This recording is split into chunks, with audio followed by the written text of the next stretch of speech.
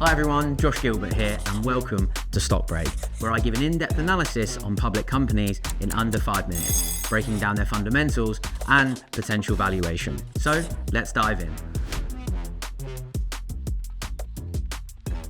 Hello everyone and welcome back to another episode of Stock Break. Today we're going to be looking at CrowdStrike. A quick reminder that this presentation is for educational purposes only, should not be taken as investment advice or a recommendation to buy or sell any financial instruments. So straight on to CrowdStrike. Look, if you weren't aware of CrowdStrike a few months ago, you probably are going to be now.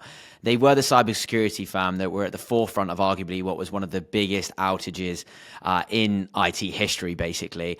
However, the business is much more than that. CrowdStrike's Falcon platform provides critical endpoint security used by major institutions to protect their networks and data. The company is very well established with businesses such as Intel, Salesforce, Target, using their services, serving over 298 Fortune 500 companies. The business was also added to the S&P 500 in June. Look, enterprise IT spending on these products is only growing, and this outage shows why their services are so crucial. Although most consumers may see this outage as a concern or a reason to stay away from CrowdStrike, others may see this as an opportunity. As the saying goes, lightning never strikes twice in the same place. I think it's important to talk to CrowdStrike's competitors that have been licking their lips following this global mishap, with the view that any potential new CrowdStrike customers might be now looking elsewhere. Shares of competitors like SentinelOne and Cisco rose from the incident, and its main rival, Palo Alto, who had been sort of losing some ground to CrowdStrike, may benefit from the current situation. But it's worth pointing out that CrowdStrike shares are still outperforming its competitors over the last year or so, sort of lagging behind, even after that big drop that we've sort of seen from CrowdStrike over that period. But a loss of trust in cybersecurity is arguably the cardinal sin.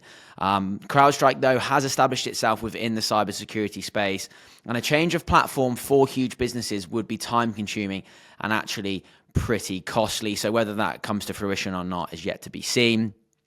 Given the scale of the outage and really the unknown severity it may have on the business, shares did take a significant decline. So as we can see here, from that July period into the start of August, it did take a big hit. It fell by 40% in July, making it the worst performer on the S&P 500. Shares have staged a bit of a comeback, though, since August. They rose by 27% in August on this view that basically the weakness wasn't quite justified. They also beat estimates in the second quarter. They reported $963 million in revenue, ahead of expectations. Free cash flow came in at $272 million, and recurring revenue also beat estimates. Annual recurring revenue up 32% year over year. What these results show is that growth trends remain intact, and the long-term prospects haven't really changed. We can see here the huge growth of its revenue. Its revenue guidance, though, for the full year did fall a little short, and that's sort of why we saw a little bit of weakness in the share price. But I think the problem here is that we might not see the impact of the outage until next quarter. For now, the business said it sees around $60 million in impact from the outage, but that could rise, and therefore margins are going to be in focus in Q3. Look, there are plenty of factors to consider as an investor when looking at CrowdStrike. We've got to think about the financial impact and the potential loss of business that comes from this incident, the brand damage that this will have caused at a critical period for the cybersecurity space, and if customers will go through the difficulty of moving to an inferior software. Look, it's not easy moving to another software. As I said earlier, it could be costly. And CrowdStrike is ultimately the best in the business.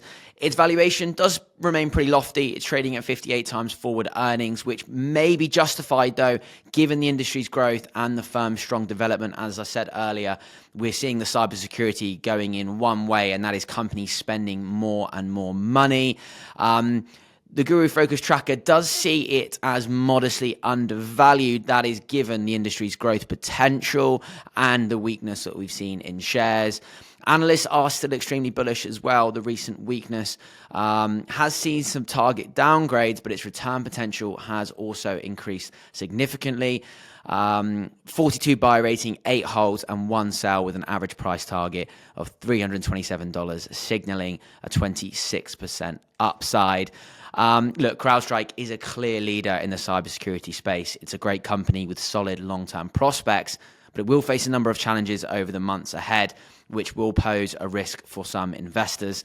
Warren Buffett once said to be greedy when others are fearful, and that may prove to be prudent if CrowdStrike can effectively steady its ship, but as I say, it won't come without risks.